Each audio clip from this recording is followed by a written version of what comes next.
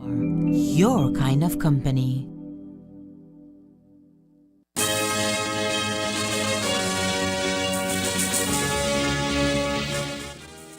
Tonight on Ctv3 News, Orange Kenya dies after he loses control of motorcycle and is flung off. A woman from Corozal is brutally attacked by her partner. Her friends and family seek assistance to get her into surgery. And BL warns Padranos to reduce energy consumption. These are some of the stories we have for you tonight in our newscast for Tuesday, July 23rd, 2024. Choose a side. We fight for our queen! Declare for the Greens or for the Blacks. Hold to your courage for the one true King Aegon!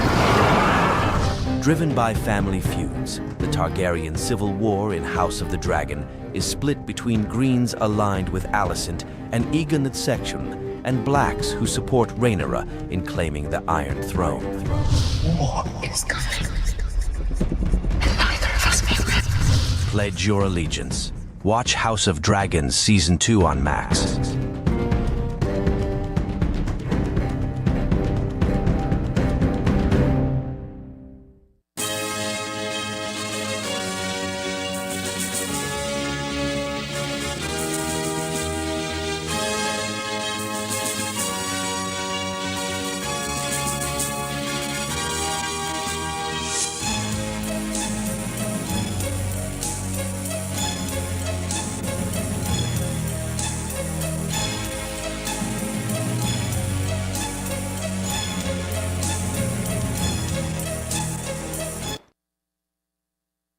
Good evening, with your news on simulcast on Fiesta FM 106.7. I am Joanna Rodriguez.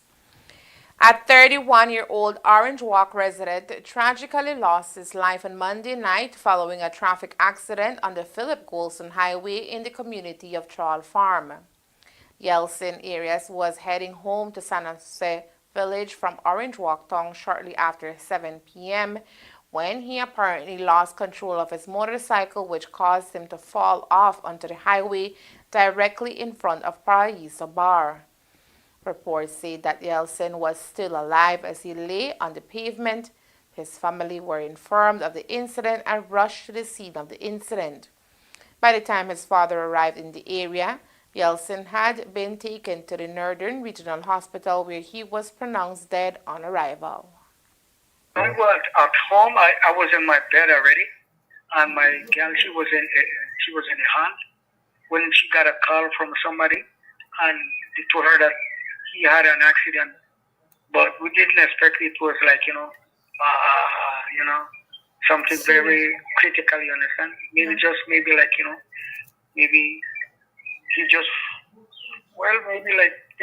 fell off the cycle and not much. Pero al rato, cuando llamaron otra vuelta, dijeron que como se ve que estaba tendido porque la ambulancia agarró más que casi una hora, un poquito más para llegar a where the accident happened, occurred, and maybe. Yeltsin, according to his family, would drive his motorcycle from his home in San Jose to Orange Walk Town on a daily basis and was always careful on the road. His family, however, always feared for his life as he traversed the highway daily. Yeah, she was going home in San Jose, where he has his common law wife. She had a little baby, a little girl. Maybe I would say maybe like 5 years, and then he had a little boy too, maybe like 1 year, 7 months. Yeah. She had a baby for him, a little boy. Okay, and he would normally travel with his cycle from Orange Walk to San Jose? Yes. Just when it rains, he comes in bus and go back in bus. But whenever there's no rain, he comes in the cycle and go back in the cycle. And anytime he used to come, his mom always used to get mad and tell him, something. I don't like you coming in Orange Walk on your cycle because, hay mucho accidente, te debes de cuidar y un y este el otro, because sometimes if you don't crash, you're going to get crashed. Yeah. Yeltsin, his father, was a humble man who was always dedicated to his family and his work. His father remembers their last meal together on Monday afternoon. Era un buen muchacho, que no se metía en bronca. Él trabajaba enfrente él trabajaba enfrente de competidor, enfrente de Credit Union, ahí con unos chapines. Estuve ahí unos años y después se fastidió porque estaba en un solo flat salary. So consiguió un trabajo allá con una prima amigo que tenemos ahí en el Quality Chicken. Y él venía y el día antes. Y como había ya tiempos que no cocina, puro comprar comida hacíamos allá afuera. ¿Me entiendes? So, ayer ella se levantó y ella dice que ella tiene ganas de hacer un chicken soup y quiere invitar a sus hijos que vengan. So, yo le dije, es buena idea. Y me llamó a mis nueras también y everybody came home and comimos el chicken soup. So yesterday, that was the last time you guys were with him, no? Yeah. Normally after 5, él regresa aquí con su mamá. Él regresa aquí, viene y usted sabe, after 5 siempre se viene acá y se despide de su mamá. Pero su mamá estaba el niño jugando afuera y dice, tío, ya va a venir, tío, ya va a venir. Y tío nunca nos vino hasta que conseguimos la llamada. Arias leaves behind 2 children, ages 5 and 1.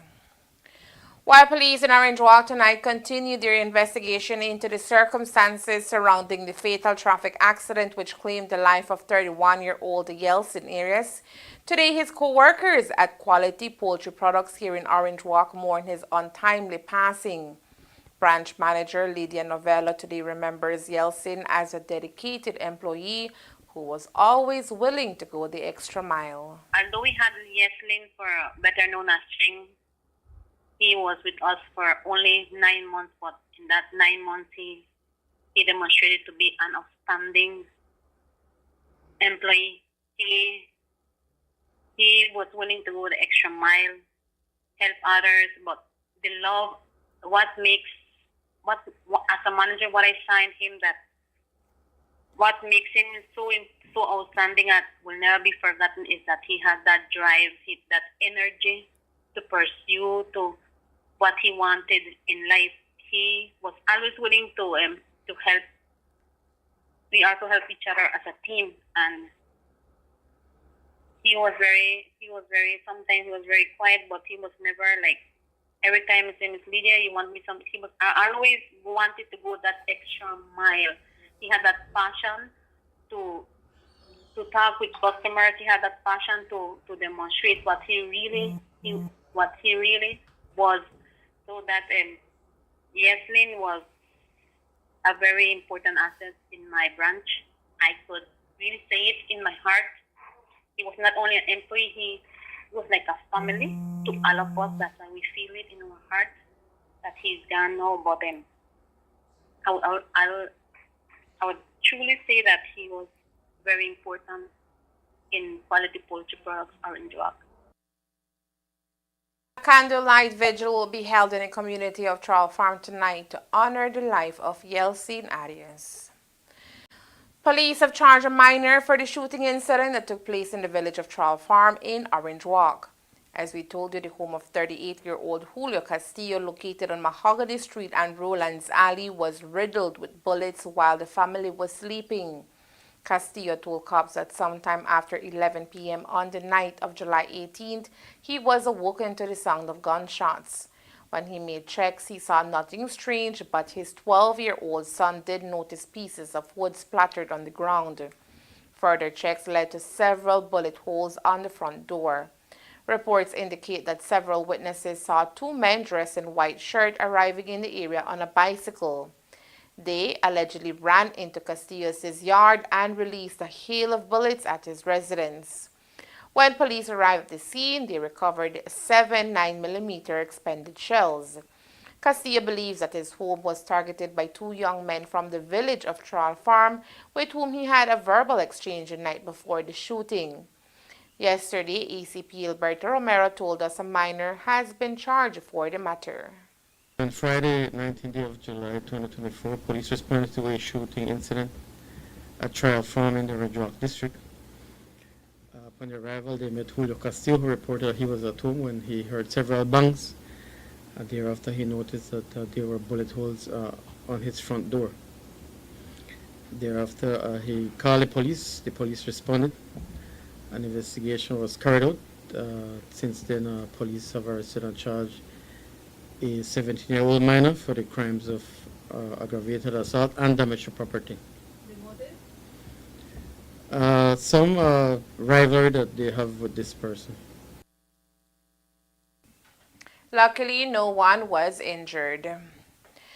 Marvy Rivas was nearly beaten to death by her partner in the wee hours of Sunday, June 30, 2024, at her home in Corozal Town.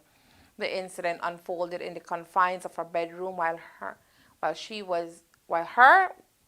10-year-old daughter slept in an adjacent room. Police responded to the domestic case in minutes and took her common-law husband, Dave Gomez, into custody.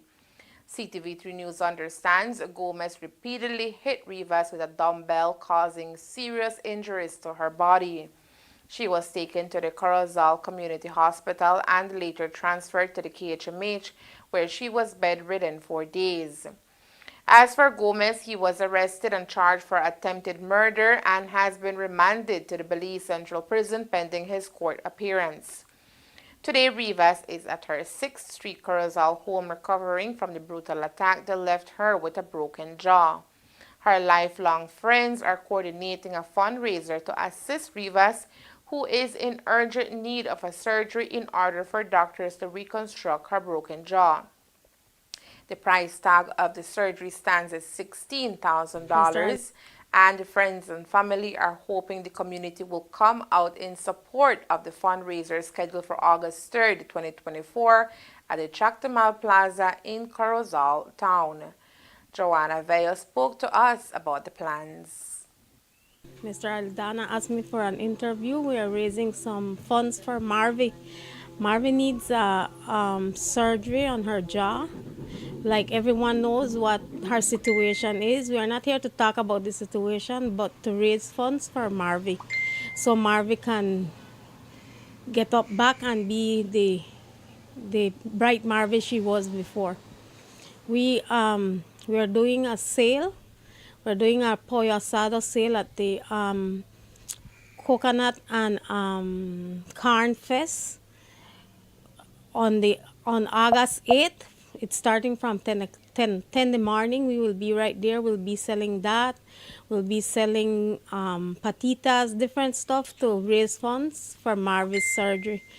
And we also are humbly asking you guys to please, in any way you can assist us.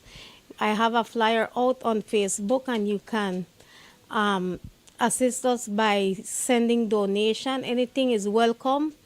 Anything that I will be posting, the things I will want and need for the sale, and you can always donate. I don't have a number, but I'll put a number on the post, on my post, and you can always, we are welcome everything. We want manpower. It's a group of friends and her classmates from primary school to college that are organizing this. Thank you very much, and your assistance will really be appreciated from us, and especially Marvy and her family. Marvy needs assistance. Put it on my Facebook so you guys can know. We have a bank account number from Miss Shan. She is our accountant, so you can always give a donation there, and she's giving us accountability.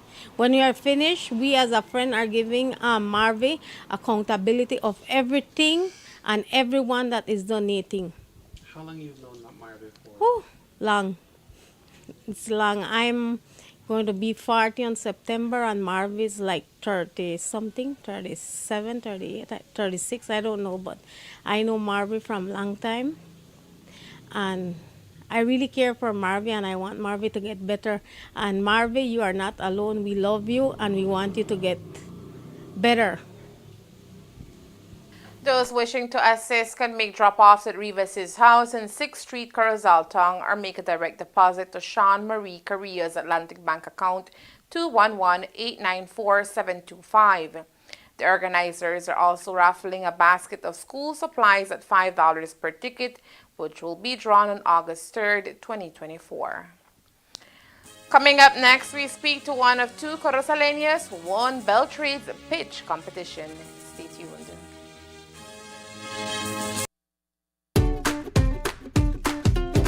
Snackers chips are more than just a snack. They're a proud product of Belize.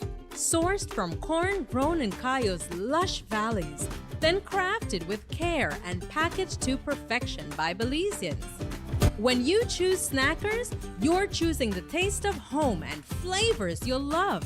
Snackers, done right, done here. After 10 weeks of taking part in a cake baking course, participants officially received their certificate of completion on Sunday during a special graduation ceremony. The program sought to empower women and girls with skills that can serve as an economic boost to self-sustenance. Our team was present at yesterday's graduation, and Elmer Cornejo has put together the following story. A group of 40 ladies, all entrepreneurs, completed a cake baking and decorating training program organized by the Sunshine Women's Group in San Narciso, Corozal. The program engaged the ladies in 10 weeks of vigorous training at levels 1, 2, and 3. With the course completed, each participant received her certificate during a special graduation ceremony held yesterday. Xiomara Pat, the founder of the Sunshine Women's Group, explained what all the course entailed. Las tres etapas son, el primer curso concluye con pastel de vainilla, son 9 tipos de pasteles, se les enseña y la semana 10 es graduación. Y enseñamos cómo usar la mantequilla buttercream y también en wedding cake. Tenemos varios tipos de pasteles. En total son como 27 tipos de pasteles que hacemos en diferentes cursos. Bueno, siempre he dicho yo que lo que yo sé, yo quiero que todo el mundo lo sepa. Yo vengo de mamá soltera y esto ha sido parte de mi trabajo para no abandonar a mis hijos. He tomado esta decisión de hacer pasteles. Yo decoro también y hemos dado un curso también de decoración de balloon. Y de eso las mismas muchachas tomaron la decisión que ¿por qué no doy curso de pasteles? Y en eso empezamos y es lo que estamos hoy, más de 40 personas, 44, 40 personas en pasteles. While the ladies now have the tools to become financially independent for Giselle Lynn, the newly acquired skills will be tested as she bakes for her family. I'm a teacher. Nevertheless, I feel that it's always a great opportunity to keep learning. I had already started doing cake decorating before on my own, and when I saw this opportunity, I felt that this was a great one for me to start and embark on something different. I learned a lot of new skills which I'm already implementing. Although I do not sell these cakes, I do them for my family.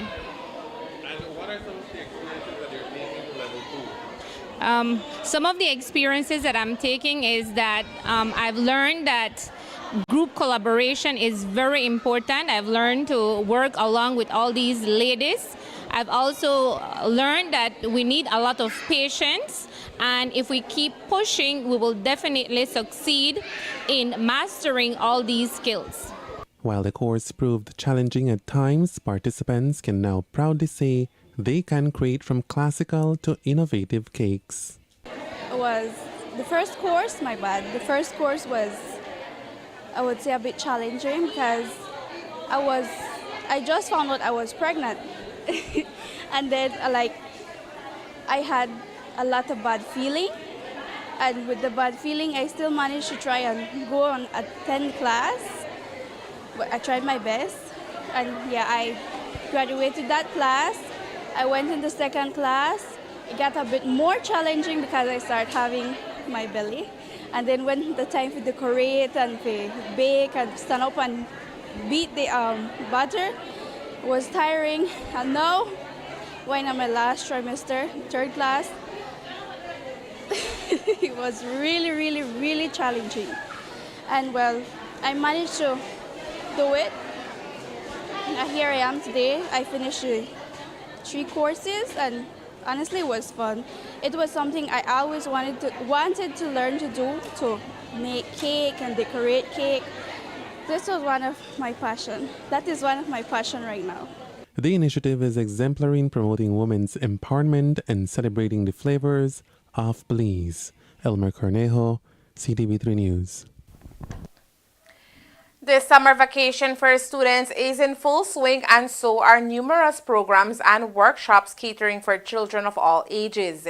And tonight we have one more summer program to tell you about. This one is being hosted by the Corozal House of Culture. We are talking about a one-week program focused on the world of art. Okay, so what we're doing is we're having a week of summer camp. We're actually been having programs throughout the weeks ever since school ended. So one that is happening currently right now has to do with arts and also dance. So in the morning we have children who have signed up to learn modern dance, cultural dances, and even ballet. So it's very impressive to see not only girls but also boys attending and being part of this summer camp.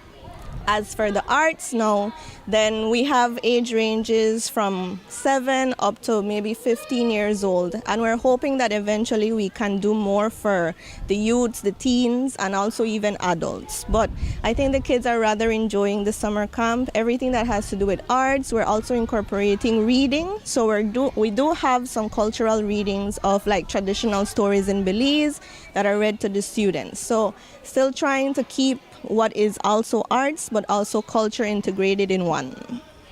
And who is the person or entity funding this day? Yes, it is the National Institute of Culture and History, but I also have to thank the Corozal community because we do have sponsors who have assisted in getting materials for what is needed for these summer camps. And how is it that you found your children to participate? Well, also word of mouth. I tend to work a lot with the schools, so even before the schools were closing, they were also aware of what the summer camps were going to be happening at the House of Culture. And to those other children that may have not participated today? For those kids who were not able to be part of this week's summer program, Zaidi Veos, coordinator at the Corozal House of Culture, says one more session will take place. And I take this opportunity to invite them to the one that is upcoming, which will be funded by JICA. So it's with Oceana, JICA, and ourselves, which is National Institute of Culture and History, which will also be arts, but it will be complementing what it is keeping the earth safe and recycling materials and so forth. So I invite you to that one. Check out the flyer on our Facebook and our Instagram page. The camp is free of cost. The Micro, Small and Medium Enterprises Roadshow has had major success since its inception. The entire project is a collaboration effort between the Office of the Prime Minister and the Belize Trade and Investment Development Service, widely known as Beltrade. This year, the inaugural ceremony took place in Orange Walk, and a few weeks ago, Corozal was the destination for the roadshow. And as is with all stops, participants are able to win fabulous prizes, including cash all, in hopes of boosting entrepreneurs' businesses by participating in the pitch competition. Congratulations to the Corozal woman who won the pitch competition from Beltrade. Beltrade Belize Trade and Investment Development Service is a government agency that supports the development of small and medium-sized enterprises, SMEs, in Belize. The pitch competition is an initiative that provides a platform for entrepreneurs to showcase their innovative business ideas and compete for funding and support. Today we met with one of the entrepreneurs from Corozal who took home $2,500. She is Abigail Vasquez, owner of Blooming Eco-Friendly Creations, which is an online store. My business is all about making, designing, and customizing eco-friendly canvas tote bags. And it all started during the COVID-19 pandemic, whereby I wanted to create something functional and something with a touch of uniqueness. And then I wanted to study business entrepreneurship, whereby I wanted to gain more knowledge about how to manage a business and will make it useful for my small business right now. And now tell us about the winner of $2,500.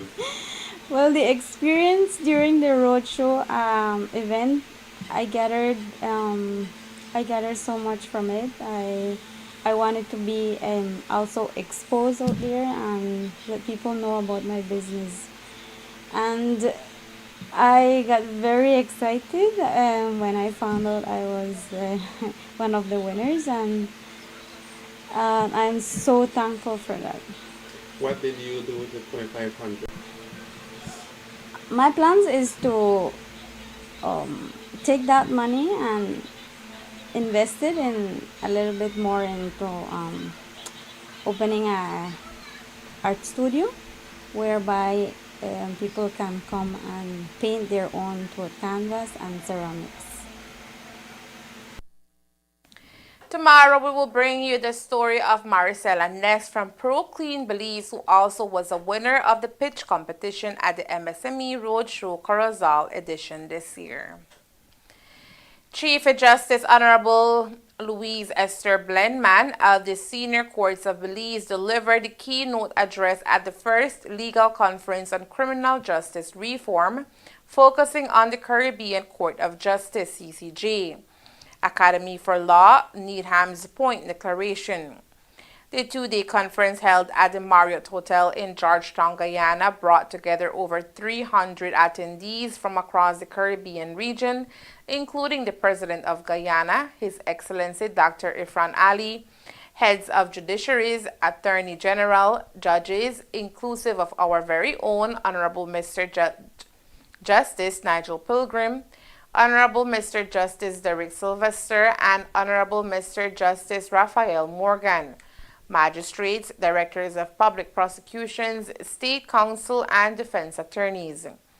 In Honorable Chief Justice's keynote address titled Advancing the Needham's Point Declaration, Breaking Through the Barriers, Honorable Chief Justice Blenman highlighted the barrier-breaking reforms in Belize's criminal justice system inspired by the CCJ Academy for Law's Needham's Point Declaration. Honorable Chief Justice Blenman emphasized the significant strides Belize has made, including the establishment in the Office of the Chief Justice, the Criminal Justice Board, the Sentencing Guidelines Committee, and the Sentencing Guidelines Advisory Committee. These initiatives have played a pivotal role in reducing case backlogs in the criminal division and improving the efficiency and effectiveness of the criminal justice system in Belize.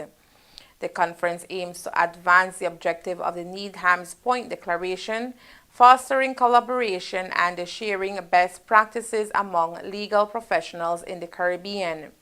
The discussions and presentations over the 2 days will cover various aspects of criminal justice reform, focusing on enhancing the rule of law and ensuring justice is served promptly and fairly. Honorable Chief Justice Blenman's speech underscored the continuous improvement in the criminal justice system in Belize. Honorable Chief Justice's insights and shared experiences from other Caribbean jurisdictions will catalyze further reforms and innovations in criminal justice across the Caribbean. And there is more news after the break. Stay tuned. Win big with Centaur. As a valued customer, we're showing our appreciation for your continued loyalty with an incredible promotion. Update your account and receive one ticket to win $1,000 cash towards your child's education expenses. Get an extra ticket for every month you pay in advance. One lucky winner for each of our 3 branches will receive $1,000 cash. Drawing date September 6 on the Despierta Belize Morning Show. Don't miss this opportunity to secure your child's education. Update your account now. Start earning those entry tickets and win big with Centaur.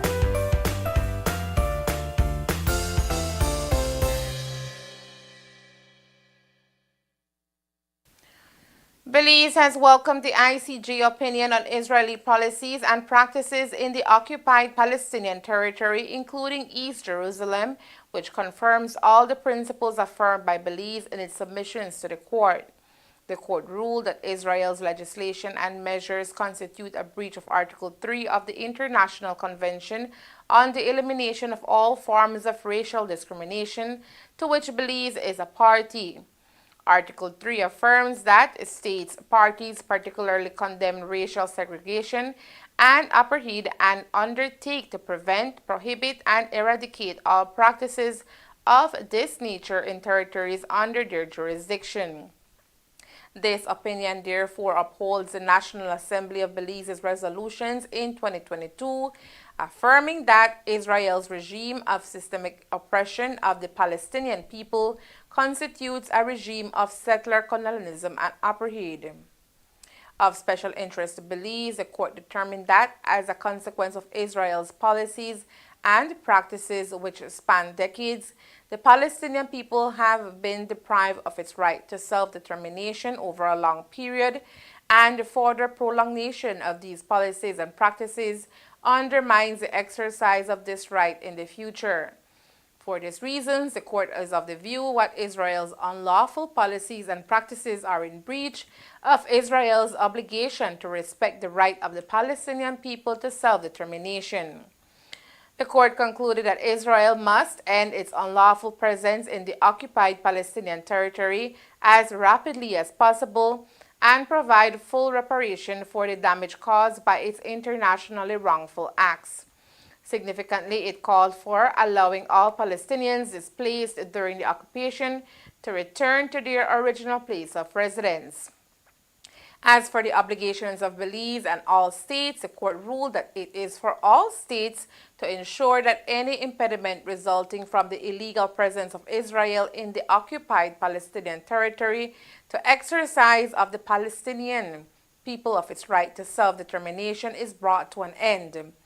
Belize will do all that is required by this advisory opinion of the ICJ through action at the United Nations and otherwise, considering that the opinion reaffirms the principles that are essential for Belize's existence, including the right to self-determination and territorial integrity, the prohibition of the acquisition of territory by force, and the elimination of all forms of racism and discrimination. Is San Pedro on the verge of losing power supply? Earlier today, the Belize Electricity Limited sent out advice to the people in Ambergris Key. It refers to the high consumption of electricity on the island. As per BEL, the high energy consumption and the high ambient temperatures today is overloading the submarine cable that interconnects the island to the national grid. BEL says that should the overloading continue, it will result in emergency load shedding, meaning it can lead to parts of San Pedro being left in the dark for periods of time. The utility company urges residents of San Pedro to assist in maintaining stable and reliable power supply by adjusting temperature levels on air conditioners and refrigerators, turn off lights not being used, unplug chargers not being utilized, and reduce using electronic devices. And that's the news. We invite you to join us for another newscast on Wednesday, July 24th here on Ctv3 News and Face FM 106.7. Remember that to read a text version of the news, you can visit our website at ctv3belizenews.com. You can also log on to our Facebook page for current stories at facebook.com/ctv3belizenews or our YouTube channel at Ctv3 News BZ. Remember to wash your hands and remain safe. From all of us here at Ctv3 News, thank you for watching and listening. Good night.